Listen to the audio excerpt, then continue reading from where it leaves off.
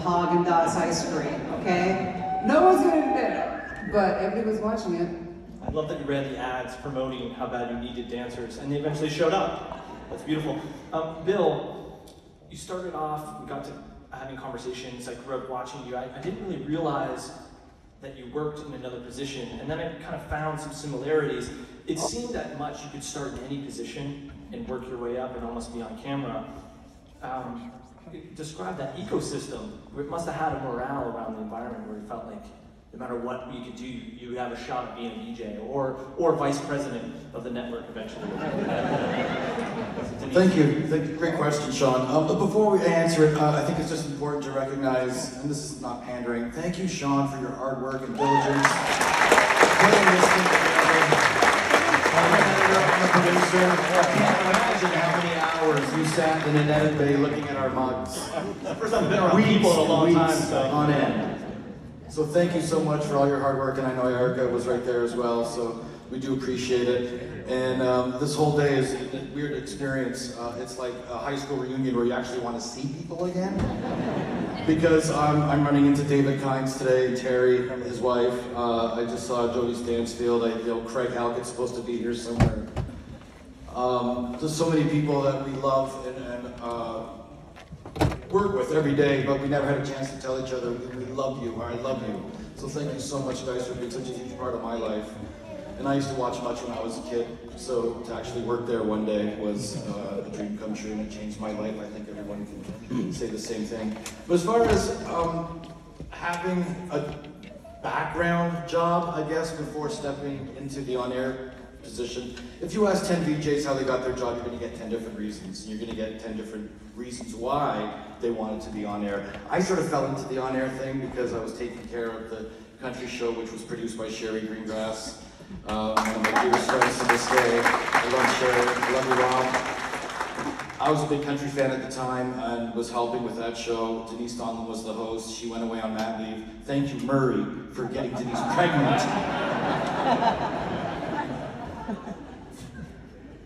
It was Murray. Who was the father? It was Murray.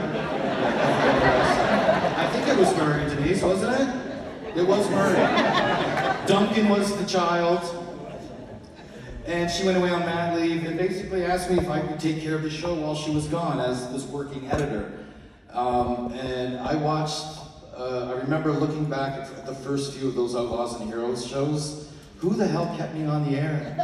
I was brutal, absolutely brutal. But John Martin, I guess, sort of realized that, okay, let's give this guy a chance. I stuck with it, and through Sherry's coaching and whatever, I think the passion came through for what I was doing. As this guy who took care of the show behind the scenes was doing the on-air stuff. And then when Denise came back, we co-hosted, and then you got the big position, the director of music programming, and so I stepped up to become the full host of the country show. But I don't think there would be a place on earth that would allow something like that to happen. No other station in the world would allow an editor, this national presence, say, hey, take care of the show, the host is gone, you take care of it. And then when that host came back, well, you co-host.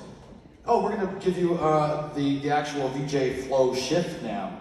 That doesn't happen in television stations. Rick Campanelli winning a contest and then making a career out of it and a life out of it.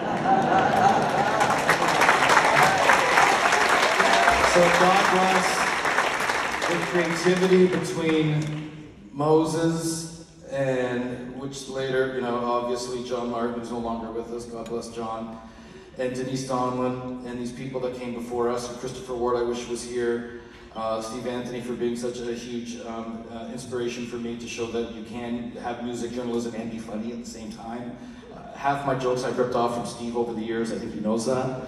But yeah, I'm babbling, but to answer your question, what an honor to be working in that building where they encourage you to do that. And I tell young kids these days who want to get into journalism, have that background of knowledge, of editing, of producing. Being able to do an interview, all that stuff is so important. And an honor to be hanging out with you guys up here. It really is. I might cry. Absolutely. Denise, I'm curious. With such an interesting group of DJs, what was the hiring process? What would you look for in an interview to make that choice? Well, there was a lot of demo tapes coming in. I hated watching demo tapes. I'd usually wait till I had like a pile of them this big. I remember Sukian's first one. We were back in the alley in Vancouver playing with squirt guns. Yes, you were. So it was, I mean, poor Rick, I think we tortured Rick. He made a lot of demo tapes because he was the receptionist at the time, and an excellent receptionist. I did not want to lose the receptionist. But it's, you know, it's interesting. People have been talking about, you know, having an opportunity on the air, and you literally did, as I did, got thrown on the air with no instruction, no nothing. You just were kind of deer in the headlights, and you made it if you did. But often when you're watching a demo tape, you can see something. The best thing you can see and feel is curiosity. You can teach television. You cannot teach curiosity. And I remember interviewing George, and the more he talked, he didn't want the job. I said, why do you want to be a VJ? He said, well, I don't. John Marshall just asked me to come in. But the more I talked to him, he was like peeling an onion. He was just so interesting. And Moses was mad at me for hiring George because he had got too many piercings. I said, why can't we hire beautiful women who are also smart? I said, we already do that. But now we need George. But he was... How did that come out? I didn't mean it that funny. He was, but he was politically interested, and just a pleasure to work with because he was so damn curious. And one of the things, and Sean, I don't know how you made those decisions, because looking at 20 plus years of much music and then suddenly having to narrow it down to under 2 hours is a Herculean feat. And it was a delight to watch a lot. Yeah, so I feel like we are just a small smidgen of intergenerational much music. There's a whole generation after me, and so many people behind the scenes. And certainly after me. I mean, David Kynes was running that ship for years after I left. He did a great job. One thing I will say, though, if you don't mind, is I think there's two things that we did, and you made, you know, some comments as to how we were different from MTV. I mean, Electric Circus on Parliament Hill, we took an immodest amount of pride going, yeah, take that MTV, wouldn't see you have an Electric Circus on the White House lawn. But reflecting Canada, because the station was cast to reflect the country that we served. And so from all the colors of the human rainbow being on that service was very, very important to us, and also the engagement with the audience. So it was one thing with Intimate Interactives and all the audience engagement that happened, but we also did a lot of things that had to do with media literacy and the Kumbaya festivals, and, you know, Too Much for Much, where we took those videos and we explored them in a way that asked big questions of the audience to really consider what they were watching. And I wish more outlets really engaged in media literacy today. We wouldn't have Fox News running America if that actually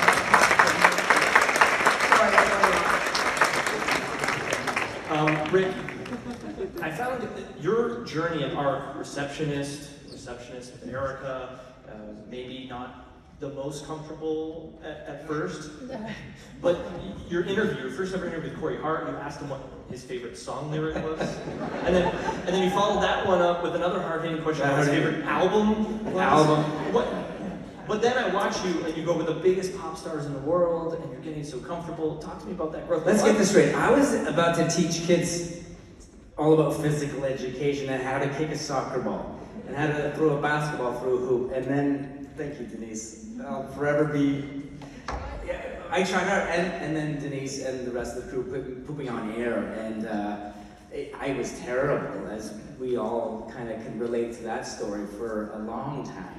But we loved the music, and I could have gotten in there in a good conversation with any artist, any music lover. I knew I was going to get it sooner or later. I was totally uncomfortable with my surroundings. all these cameras in my face. I was not, sorry, I'm supposed to look out here.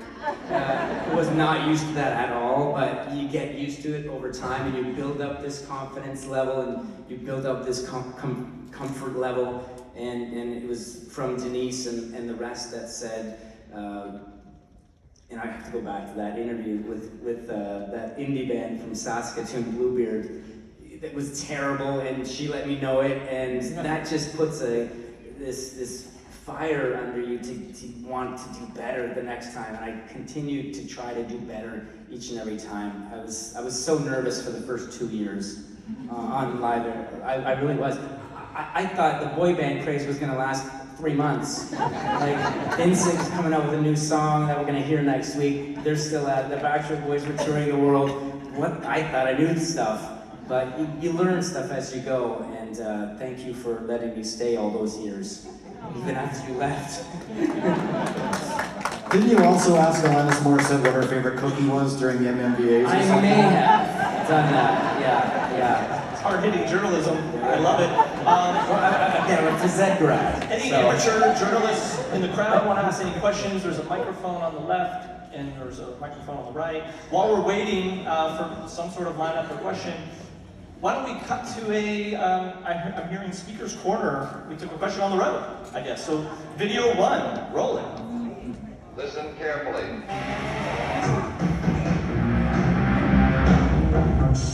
Hey, Much Music, Corey Hart here. Thank you for inviting me to tip of the hat to the GOAT, the legend, Mr. J.D. Roberts, if he's out in the audience. Hey, buddy. So my question is for Rick. A lot of people gave you a hard time with that very first interview we did back in the 90s. Personally, I didn't think it was that bad. I thought you were very sweet. You were natural, self-effacing, and I don't know, the questions perhaps weren't that original, but still, you went to my concert in Hamilton. I remember you telling me that on that wicked snowstorm, and you deserve props for that. So, my question for you is, sir, number 1, what is your favorite lyric of all time? And what is your favorite album of all time? Great stuff. But for the lyric, I'll just give you a little hint. You shouldn't use one of mine because somebody already took that a couple weeks ago. Good luck, God bless, peace. Oh wow, Corey, love that man. Who else was at that Corey Hart show in Hamilton? I know you were. Or at the Danforth Music Hall. I followed him around like a deadhead. Followed the Grateful Dead around. Love that man. I don't think he ever did answer my questions, did he? So I won't be answering yours. Sorry, Corey. Okay, we're gonna go to a question over here on stage right. Hi, my name's Rudy. I think I know some of you guys out there. First, I want to say everybody up there was a massive inspiration for me for my career. Michael, I know you don't remember this, but you were my first celebrity interview when I was at Humber College. I called you, and I always remember you. I could hear you in the back of the phone going, "Sorry, who is this?" And I said, "Rudy Blair, I have to do a project. I have to interview somebody, and I wanted to interview you." You spoke to me for an hour, and I will never forget that. So thank you. And of course, Bill, thank you for the book. And your book is amazing, and I'm going through it right now, so thank you for sending back those memories. Like I said, everybody up there has been great. Rick, thanks for the interview. I got a chance. But it's Denise Donlin I need to ask a question to. I sent you a demo tape. You never had I remember. it. Was it that bad? I mean, everybody else was bad. Why did I get a chance? Since I was so bad. Rudy, I think I recall that my response to you was not no, just not yet. Oh, I don't remember that. If I did, oh my God, I could have been up there too. Anyways, I'll let other people ask. All of you are amazing. Thank you so much for what you did. You guys truly are the nation's music station. Thank you so much.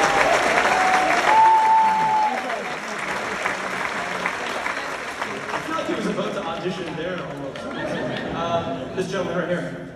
Hey guys, I'm Chris. First off, I'm thrilled to be here tonight, and I have to give a huge, massive congratulations to Sean Menard for this brilliant film and documenting this massively important part of Canada's history. So thank you.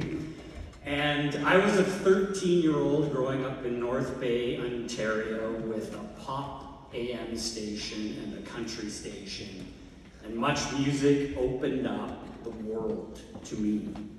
And I have to say a huge thank you to all of you for bringing your unique personalities to everything you did on the channel, because every time I tuned in, I was getting something different. You all had different musical tastes that inspired me, and I know the fact that the music I love and all the genres that I love would not have happened were it not for much music. So thank you. My question is around the interviews that all of you did. You all had different styles with your interviews, and as we've learned, some were gong shows, but that was part of the fun part, and there was so many great conversations that I loved watching you have with my favorite artists.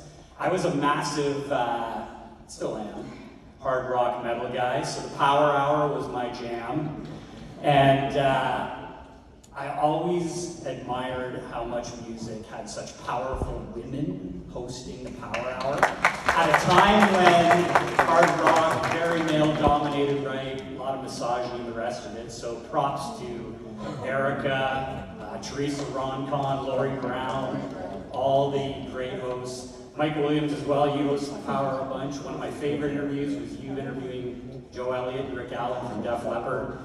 But a question, I'll gear it towards Erica, because she did some amazing interviews in the Power Hour with some guys that I want to say you put in their place, Erica.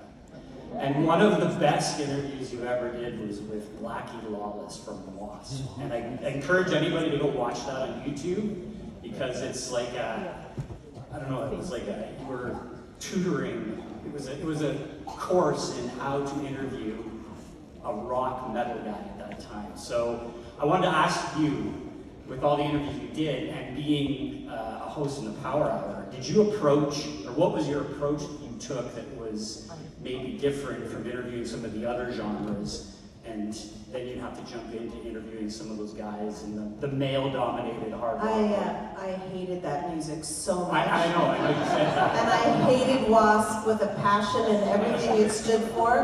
And he was one of my favorite interviews I ever did. I loved Blackie Lawless. I had no idea. I just tried to find the person in there. And as a woman, it was really important for me to be strong and tough with these guys. And they liked it because they tried to kind of intimidate me a little bit. Yeah. But I didn't let them. Don't fuck with me ever. And they, it's almost like you turn these wild dogs into docile puppies. And that's what happened with him. And he came back a second time and asked to be interviewed by me. And I was thrilled because I thought he's a great guy. I hate his music, but I loved him. Fantastic, thank you. Thank you. It told me that the acoustics in this place work so that if someone on the second or third deck has a question, this gentleman, wait, careful, I don't need to pull in a Steve Anthony. We might not have Mike the Cleaner to catch you. I also applied for a VJ host.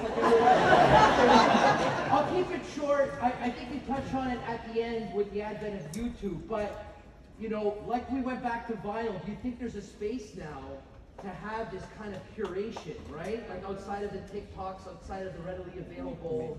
You think Yes. Yeah.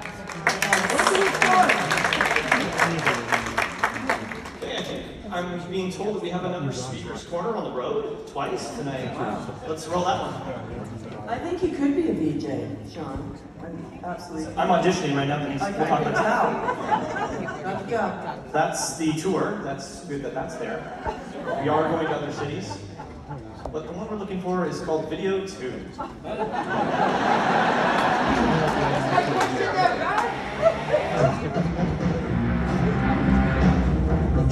Hey, can everybody? Oh, great. Hey, it's me, Ed. Did you miss me? Yeah, great. I missed you too. And I wish I could be there in person tonight, but I'm prepping my nightly radio show on 94.9 The Rock. And I am really glad to see all my old friends together on that stage. Plus Bill. And if you're wondering why I'm not in the documentary very much, it's a simple reason. Scheduling conflicts. Which is show business talk for. Sean didn't ask me. But hey, no hard feelings. I'm getting my own documentary, and Sean won't be in it at all. But I am glad that Much Music is finally getting the love it deserves as a uniquely Canadian innovation or entertainment. I mean, Much was a game changer before, the game got changed back. Relax, Sean, I'll get to my question. I just want to give a shout out to the late John Martin and to Denise Donlan and Dave Kynes for creating that wonderful playground that we all remember so fondly, and to Denise and Dave for going out on a limb for me. I mean, Denise used to nervously chew pencils when I was on the air. The woman risked lead poisoning to bring you entertainment. And if tonight's doc has made you misty for the old, authentic, off-the-cuff, Much Music energy, relax, it's alive and well with me on 94.9 The Rock, Monday to Friday, midnight onward. All right, plug done? Okay, here's my question for Denise. Denise, let's put aside the crappy excuse that YouTube killed Much Music. And let's pretend that Much Music continued to innovate and incorporate new media and tech into itself. What do you think the channel would look like today? That's my question.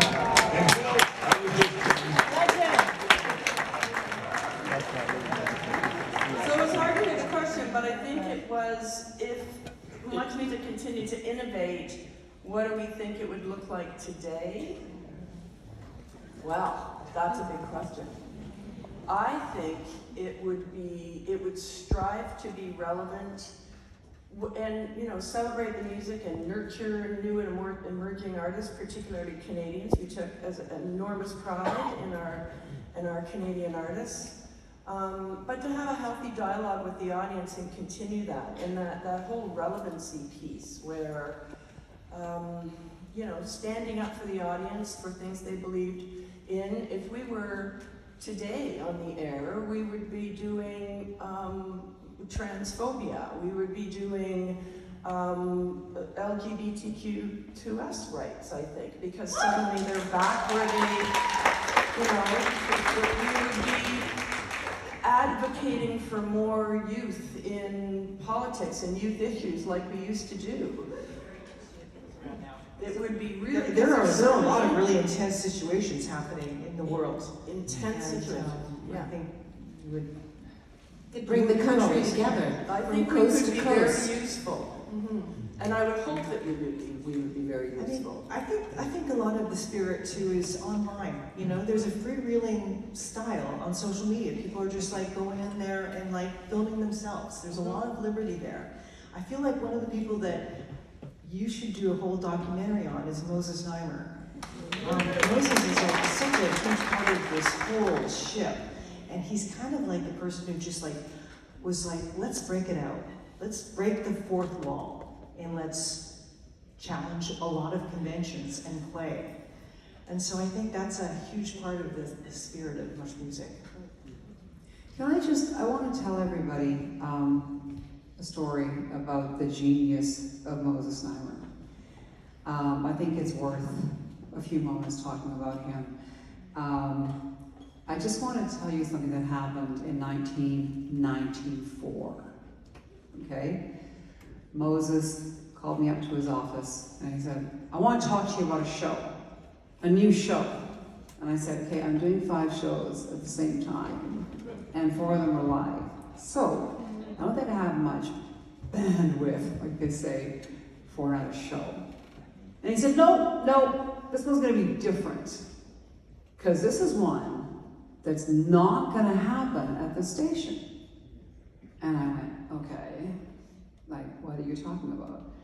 He said, well, what I'm thinking is, and he actually had, I think it was Marcia Martin, somebody was in the room, there was somebody else. And he said, we're gonna have cameras all over your life when you're not at the station. So you're gonna have cameras in your house, you're gonna have cameras in the car, you're gonna have the camera when you go have, drinks with the crew after EC, and you guys talk about the show. You're gonna have cameras like when you go to the temple on Sunday, and I'm looking at him, and I was like, are you out of your mind? Like, I don't have a life. I live at the station. I work 6 days a week on live television. I don't have a life, and I'm happy with that. But God was kind. I'm good with that. I was there to work. But that's, what are you talking about? Nobody would ever agree to that. 1994, everybody. When did the Kardashians hit the air? Oh yeah, that's right, 10 years later. That is Moses Neimer. That is the genius of Moses Neimer. That is a true story. It's ironic that MTV started to play those shows that eventually much started to carry ratings. And by the way, can we just get that tour video? You played it for a second, and just let people know. Also, I'm sponsorly obligated. There's a logo on there. Question? Mike left. I think I asked for 2 things at once, so this is my bad. Your film really did spark the nostalgia, the incredible nostalgia that was 299. And I had the very wonderful privilege of interning there when I was 16 till almost 18. And I went on to study communications and film and television and have had a career in film and television ever since. But what I learned in those 2 years is something that was really immeasurable. The power of creativity, the power of storytelling and narrative, and being able to do something with absolutely no budget was something that I carried with me, for the entirety of my career. And seeing Erica in this amazing role, in this position of influence when I was, just an intern, and having that influence over me. And Monica, I may have been a dancer for a minute on EC, and seeing you on television, and seeing, this gorgeous, dark-haired woman represent in a way that we hadn't seen before meant so much to me as a young teenager and growing up. So thank you for that. And thank you for that experience. It was really ever-changing for me. And my question, Sean, is actually for you. The power of your film, again, really hit home, but the choice to drive the entire narrative through voiceover and not ever see anybody on camera was a really powerful choice, and I'm just wondering what drove that decision. Yeah, I was looking for a doc that I could rely solely on archives. This presented itself. I also wanted to recreate the Much Music experience of sitting down at home, watching the channel. So I felt the best way to do that was to live in that moment instead of jumping to modern times and just living in archives. So I appreciate the question. Thank you. I think we have time for one potentially